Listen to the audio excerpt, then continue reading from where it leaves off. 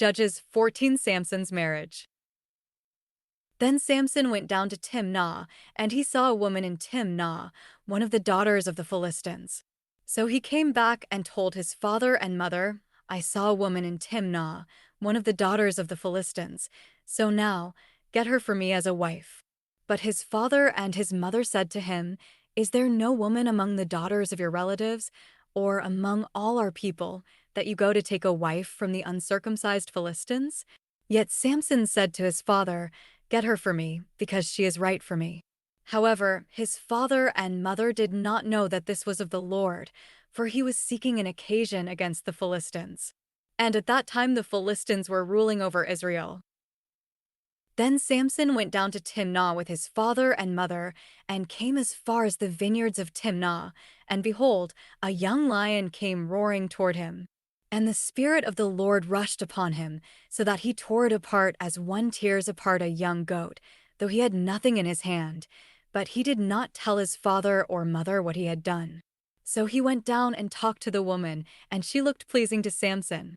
When he returned later to take her, he turned aside to look at the carcass of the lion, and behold, a swarm of bees and honey were in the body of the lion. So he took out the honey on his hands and went on, eating as he went. When he came to his father and mother, he gave some to them, and they ate it, but he did not tell them that he had taken the honey out of the body of the lion. Then his father went down to the woman, and Samson held a feast there, for the young men customarily did this. When they saw him, they brought 30 companions to be with him. Samson's riddle. Then Samson said to them, Let me now propose a riddle for you. If you actually tell me the answer within the 7 days of the feast and solve it, then I will give you 30 linen wraps and 30 outfits of clothes.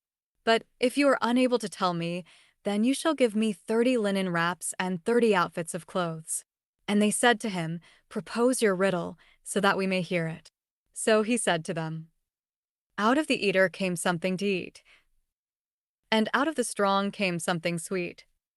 But they could not tell the answer to the riddle in 3 days.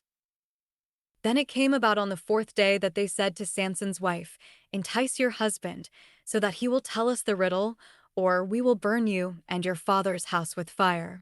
Have you invited us to impoverish us? Is this not so? So Samson's wife wept in front of him and said, You only hate me, and you do not love me. You have proposed a riddle to the sons of my people, and have not told it to me. And he said to her, Behold, I have not told it to my father or mother, so should I tell you? However, she wept before him for 7 days while their feast lasted. And on the 7th day he told her because she pressed him so hard. She then told the riddle to the sons of her people. So the men of the city said to him on the 7th day before the sun went down, What is sweeter than honey? And what is stronger than a lion? And he said to them, If you had not plowed with my heifer, you would not have found out my riddle. Then the Spirit of the Lord rushed upon him, and he went down to Ashkelon and killed 30 men of them, and took what they were wearing, and gave the outfits of clothes to those who told the riddle. And his anger burned, and he went up to his father's house. But Samson's wife was given to his companion who had been his friend. Judges 15. Samson burns Philistine crops. But after a while, in the time of wheat harvest, Samson visited his wife with a young goat, and said, I will go into my wife in her room. But her father did not let him enter. Her father said, I really thought that you hated her intensely, so I gave her to your companion. Is her younger sister not more beautiful than she? Please let her be yours instead. Samson then said to them, This time I will have been blameless regarding the Philistines when I do them harm. And Samson went and caught 300 jackals, and took torches, and turned the jackals tail to tail, and put one torch in the middle between 2 tails. When he had set fire to the torches, he released the jackals into the standing grain of the Philistines, and set fire to both the bundled heaps and the standing grain, along with the vineyards and olive groves. Then the Philistines said, Who did this? And some said, Samson, the son-in-law of the Timnite, because he took his wife and gave her to his companion. So the Philistines came up and burned her and her father to death with fire. Then Samson said to them, If this is how you act, I will certainly take revenge on you, and only after that will I stop." So he struck them ruthlessly with a great slaughter, and afterward he went down and lived in the cleft of the rock of Etam. Then the Philistines went up and camped in Judah and spread out in Lehi. So the men of Judah said, "Why have you come up against us?" And they said, "We have come up to bind Samson in order to do to him as he did to us." Then 3,000 men of Judah went down to the cleft of the rock of Etam and said to Samson, "Do you not know that the Philistines are rulers over us? What then is this that you have done to us?" And he said to them, "Just as they did to me, so I have done to them." Then they said to him, "We have come down to bind you so that we may hand you over to the Philistines." And Samson said to them, "Swear to me that you will not kill me." So they said to him, "No, but we will bind you tightly and give you into their hands, but we certainly will not kill you." Then they bound him with 2 new ropes and brought him up from the rock. When he came to Lehi, the Philistines shouted as they met him. And the Spirit of the Lord rushed upon him, so that the ropes that were on his arms were like flax that is burned with fire, and his restraints dropped from his hands. Then he found a fresh jawbone of a donkey, so he reached out with his hand and took it and killed 1,000 men with it. And Samson said, "With the jawbone of a donkey, heaps upon heaps. With the jawbone of a donkey, I have killed 1,000 men." When he had finished speaking, he threw the jawbone from his hand, and he named that place Ramath Lehi. Then he became very thirsty, and he called to the Lord and said, "You have handed this great victory over to your servant, and now am I to die of thirst and fall into the hands of the uncircumcised?" But God split the hollow place that is in Lehi so that water came out of it. When he drank, his strength returned and he revived. Therefore he named it En-Hakkore, which is in Lehi to this day. So he judged Israel for 20 years in the days of the Philistines. Judges 16. Samson's weakness. Now Samson went to Gaza and saw a prostitute there and had relations with her.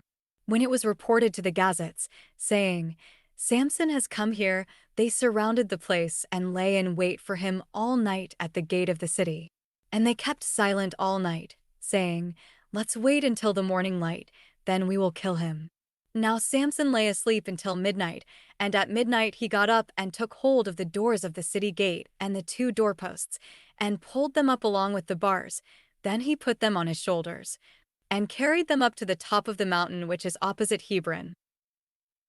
After this it came about that he was in love with a woman in the valley of Sarek, whose name was Delilah. So the governors of the Philistines came up to her and said to her, "Entice him, and see where his great strength lies, and how we can overpower him so that we may bind him to humble him. Then we will each give you 1,100 pieces of silver." So Delilah said to Samson, "Please tell me where your great strength lies, and how you can be bound to humble you." And Samson said to her, "If they bind me with 7 fresh animal tendons that have not been dried, then I will become weak and be like any other man." Then the governors of the Philistines brought up to her 7 fresh animal tendons that had not been dried, and she bound him with them. Now she had men prepared for an ambush in an inner room. And she said to him, "The Philistines are upon you, Samson." But he tore the tendons to pieces just like a thread of flax is torn apart when it comes too close to fire. So his strength was not discovered. Then Delilah said to Samson, "Behold, you have toyed with me and told me lies. Now please tell me how you may be bound." Then he said to her, "If they bind me tightly with new ropes which have not been used, then I will become weak and be like any other man." So Delilah took new ropes and bound him with them and said to him, "The Philistines are upon you, Samson." For the men in the ambush were waiting in the inner room. But he tore the ropes from his arms like thread. Then Delilah said to Samson, "Up to now you have toyed with me and told me lies. Tell me how you may be bound." And he said to her, "If you weave the 7 locks of my hair with the web and fasten it with the pin, then I will be weak like any other man." So while he slept, Delilah wove the 7 locks of his hair with the web. And she fastened it with the pin and said to him, "The Philistines are upon you, Samson." But he awoke from his sleep and pulled out the pin of the loom and the web. Delilah extracts his secret. Then she said to him, "How can you say, 'I love you,' when your heart is not with me?" You have toyed with me these 3 times and have not told me where your great strength is. And it came about, when she pressed him daily with her words and urged him, that his soul was annoyed to death. So he told her all that was in his heart and said to her, A razor has never come on my head, for I have been a Nazarite to God from my mother's womb. If I am shaved, then my strength will leave me and I will become weak and be like any other man. When Delilah saw that he had told her all that was in his heart, she sent word and called the governors of the Philistines, saying, Come up once more, for he has told me all that is in his heart. Then the governors of the Philistines came up to her and brought up the money in their hands. And she made him sleep on her knees, and called for a man, and had him shave off the 7 locks of his head. Then she began to humble him, and his strength left him. She said, The Philistines are upon you, Samson. And he awoke from his sleep and said, I will go out as at other times and shake myself free. But he did not know that the Lord had departed from him. Then the Philistines seized him and gouged out his eyes, and they brought him down to Gaza and restrained him with bronze chains, and he became a grinder in the prison. However, the hair of his head began to grow again after it was shaved off.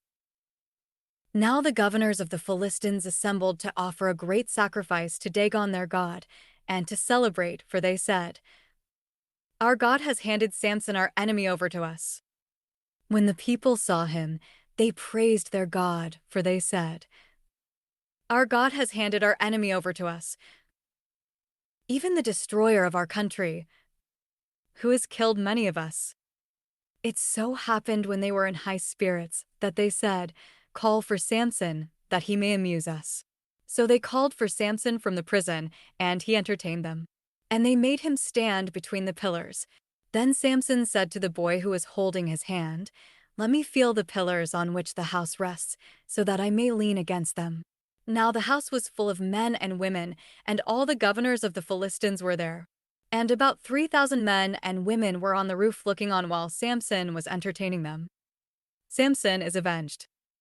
Then Samson called to the Lord and said, Lord God, please remember me and please strengthen me just this time, O God, that I may at once take vengeance on the Philistines for my 2 eyes. Then Samson grasped the 2 middle pillars on which the house rested and braced himself against them, the one with his right hand and the other with his left. And Samson said, Let me die with the Philistines. And he pushed outwards powerfully, so that the house fell on the governors and all the people who were in it. And the dead whom he killed at his death were more than those whom he killed during his lifetime. Then his brothers and all his father's household came down and took him, and brought him up and buried him between Zorah and Eshtaol in the tomb of his father Manoah. So he had judged Israel for 20 years.